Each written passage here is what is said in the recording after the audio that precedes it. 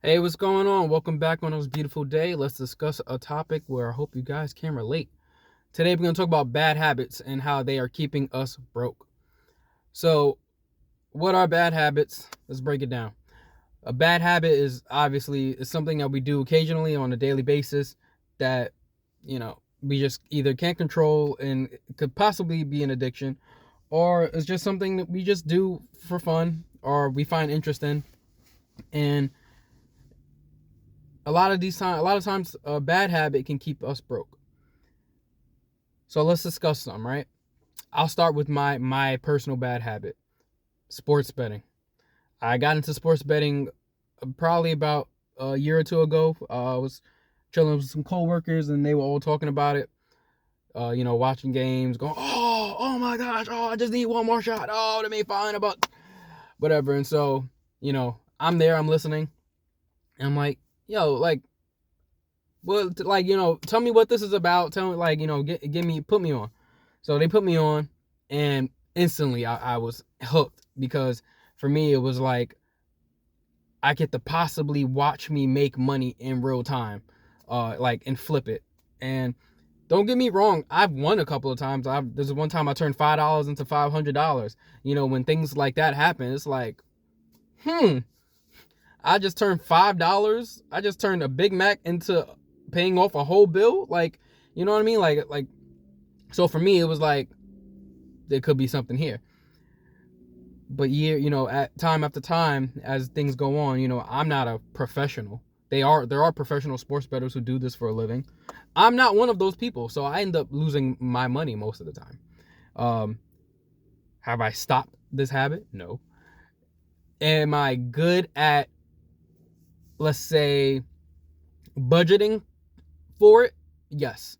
And there have been times where I haven't, and my wife will watch me like in real time. I'm just sitting there on my screen like, oh gosh, one more shot. Yes. Oh my gosh. She's watched me turn like $10 into like 300, and then because I was greedy, I lost it all, and she was just like, dude, what are you doing?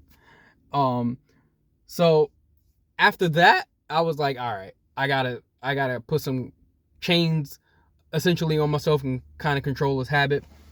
So what I've learned to do to essentially control my personal bad habit is, like, if I got paid, I'll probably put like $10-$20 in, and then if I can't flip that and that's gone, I don't put anything else in it until I I get paid again. And I only put money into it once my bills and everything else is paid off. Play money essentially, like money I don't mind gambling with. I don't mind losing, you know. Um, and if you're someone who also takes, fun in sports betting or gambling in general,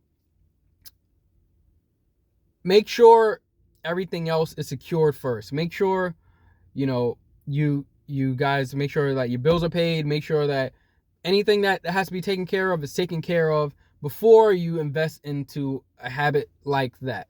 Um, you know, I know it's easy to fall into the mindset of, I know I owe my friend $20, but I could flip this 20 into 2,000 right now on this parlay. Like, let me just, let me do this real quick. I have a good feeling. You're always gonna have a good feeling because you're always gonna want to make that money. You're always gonna want to make that return. Thing is, there's too many variables involved when it comes to sports betting in particular, where you're most likely going to lose your money. Like, I've made so many bets and parlays where, like, I would water it the hell down to where it's like, man, all of these players, they do this literally every night. So there's no way I'm going to lose my money. For sure enough, I end up losing my money. And it just goes to show that, like, you know, you have to be in control. You got to be in control here. It starts mentally. So I feel like I'm in a better place when it comes to my personal bad habit. But let's discuss others. There are warranties, right? How many of us, which I call fear purchasing, like how many of us, people who travel, right? You travel so often, or you're planning a big vacation, right? And they say, okay, well, it's going to be extra $100, extra $200 for you to put on the warranty. And that's just for your flight. That's not including the warranty for your hotel or whatever else may have you, right? And so you end up doing what I call fear purchasing. You end up paying for these warranties because you're like, oh, I don't want nothing to go wrong. And a lot of times nothing does go wrong. But I do suggest, when it comes to something like a vacation, I do suggest investing into it, because you really, you're investing too much money to have it go sideways. Warranties, what I'm more so talking about, I guess, is more so like appliances, right? You purchase a new TV, $80 for a 6-month warranty or a 1-year warranty. These things aren't made to break within a year. You know what I mean? They're really not. So you're purchasing this warranty, and what happens when it actually does break? What happens when your appliance actually breaks? The warranty is either expired, right? Or the warranty doesn't cover whatever actually went wrong with your TV or what may have you, right? And I've noticed this happen so many times.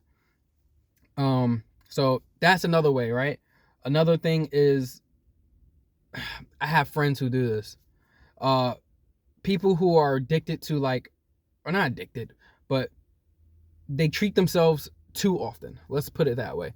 So when it comes to purchasing Starbucks drinks every day, they buy a Starbucks drink every single day for $6-7 because, that's how they start their day. That's how they also treat themselves, right?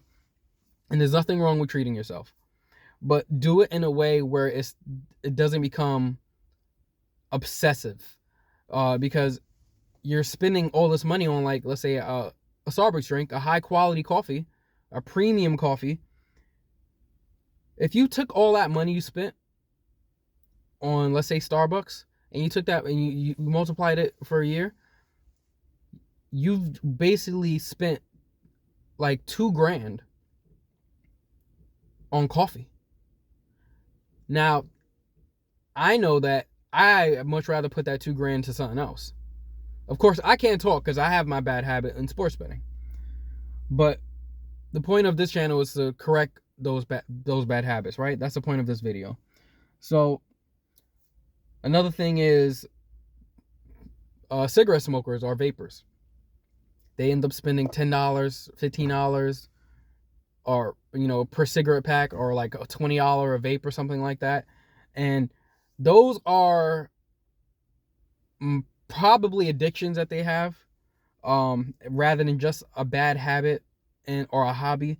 But that can end up costing you $5-6 a year, because they buy them so frequently.